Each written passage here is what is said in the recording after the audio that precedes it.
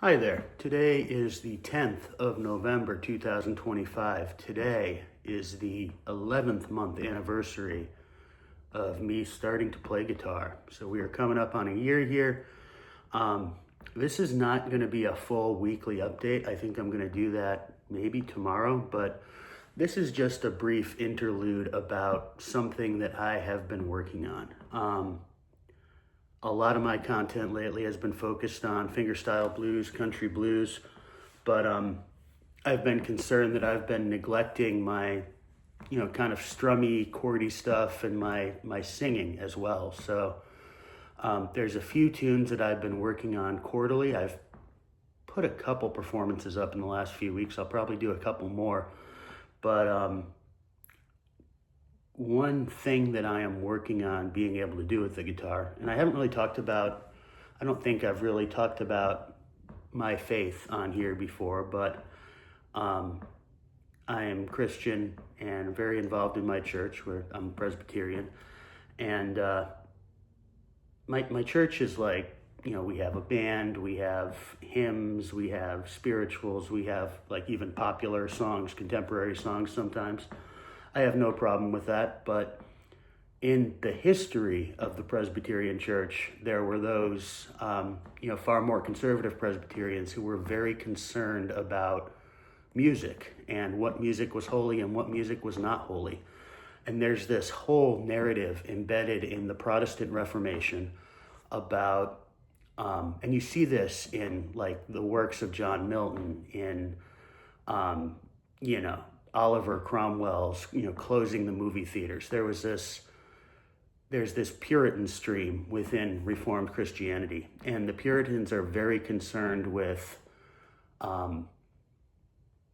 propriety in terms of, not just not listening to, worldly music, like a fundamentalist Baptist might say today, like don't listen to that devil's music.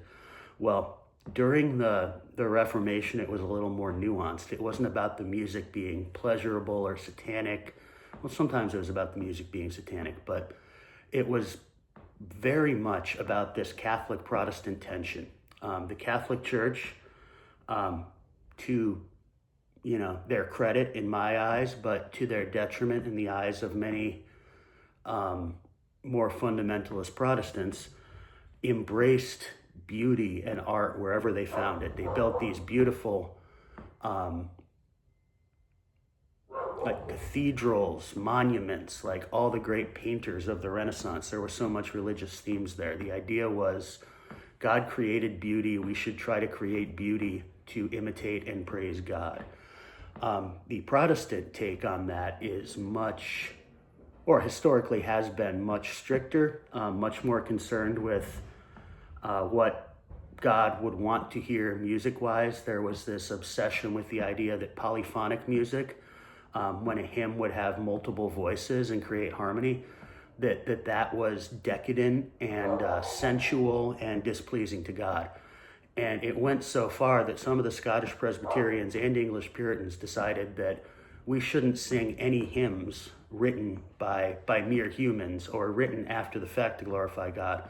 We should only sing from, God's songbook, so to speak, the Psalms, which this is not a view I endorse theologically, but it has had a very cool result for me as a Presbyterian and a guitar player, in that there is an entire tradition, particularly in the Scottish Presbyterian Church, of singing psalms in English, and because, the average,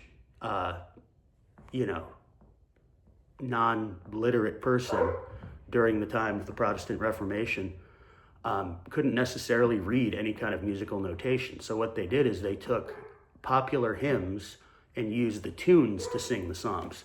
And because the psalms were written, in Hebrew originally, and the commonly available translations, all the way back to the first century, you'd have been able to read them in Greek because of the Septuagint, but Jerome translated them into Latin, but a lot of them weren't necessarily available to people in English until there started being English Bible translations. So what some enterprising translators did is translate the Psalms into rhyming and metrical English as best as they could. Now, obviously, the meaning is going to be a little less literal, excuse me. But what's cool is they tried to get as many of them as they could in what's called common meter, which common meter in poetry and music is a pattern of syllables. It's a line of 8 syllables, a line of 6 syllables, a line of 8 syllables, a line of 6 syllables, and that's one set of 4 lines. That is the format of many hymns and folk songs. If you go through Amazing Grace, if you go through House of the Rising Sun, you will see this format, like 8 syllables, 6 syllables, 8 syllables, 6 syllables. So what's cool is if you can play any one of those songs that's in common meter, and you take one of these, 17th century Scottish, metrical English translations, which are available for free online, available in very nice print editions, what you have is a tune that you can sing whatever psalm you want to. And if singing psalms is something you like to do, that's a pretty cool fact about history. Now, I don't really share this opinion that that's the only valid worship music. I don't share that opinion at all. I think a lot of even popular songs that are about spiritual themes are glorifying to God, and that's kind of what drew me to playing. But cool fact, if you know any chord progression version of any one of those common meter songs, I've been working on House of the Rising Sun, which the general chord progression that you hear is like A minor, C major, D major, F major, but I'm using this kind of F7, F9 cheat chord. That's one line. That's the line with the first line with 8 syllables. The next line where A minor to C major, E major. Then the third line, the 8-syllable line, or again, A minor, C, D, F. Just like the first line. And the fourth line, before we repeat, is a little different. This one kind of goes, and this is just a 6-syllable line, so there's extended strumming afterwards. So that goes A minor, E, A minor, C, D,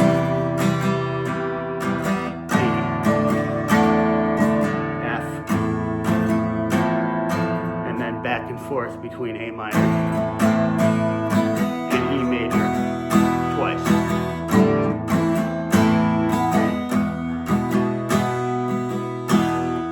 And then you simply loop that and you can sing any one of those metrical translations over that. The same works for Amazing Grace. I'm going to come up with a few other songs. I know Green Sleeves or What Child Is This is one of them. I don't really know a chord progression for that. I know a few for Amazing Grace. So what I'm going to work on this week is threefold. First of all, I'm going to get a couple of these tunes more practiced with strumming so I can play them effortlessly and so I can sing, different psalms to them and not have the chord progression in front of me, but have the words in front of me. Second of all, I am going to focus on refining my strumming technique, my pick selection, all of that. So I keep those skills sharp because I've been spending so much time playing with my fingers lately that I've gotten sloppy with the plectrum. And I'm also going to experiment with my pick selection, and I'm going to document that a little bit on this channel, talk about what I'm using and why, what works and doesn't work on what kind of strings, what kind of sounds you do and don't want to get from a pick, and how you make a choice based on that. So that's a pretty cool thing to explore, and it's a pretty easy way to explore the tonal options of your guitar without spending a bunch of money, because I've got enough picks on hand that I can do all kinds of experiments with that. So Oh, the third thing is just to keep my chordal skills and my theory skills, frankly, sharp, is I'm going to try to come up with a chord progression every day to just practice. It doesn't even have to be a song, but if it's something that can force me to get out of my comfort zone and use chords that I don't normally play, that's optimal. So that's kind of the plan here going forward. I'll have more details in my weekly update, and I'll probably do some brief videos where I'm just going over different picks and different strings and different, what I've discovered in that process. So you can look forward to that this week. Again, this is not like a official Monday weekly roundup. I'll probably actually do my weekly roundup tomorrow, but just a little taste of what I'm working on, some of what I'm working on. I'm continuing to push the fingerstyle blues and getting very comfortable with a few of those tunes, and I'll keep updating those as well. Thank you very much. Thank you for watching. I think I just hit 2,000 total views, which is really huge. I actually started this thinking it was just going to be something for me and maybe to occasionally send a video link to somebody, like for feedback, forums, different like online groups, Facebook specialty pages. I've done that a little, but mostly I've just enjoyed learning by teaching, getting my knowledge firmed up, pushing myself to learn new things by knowing that I'm going to be presenting them to others and hoping I do that well. So thank you very much for being a part of that. Have a wonderful day, and we'll see you soon. Bye-bye.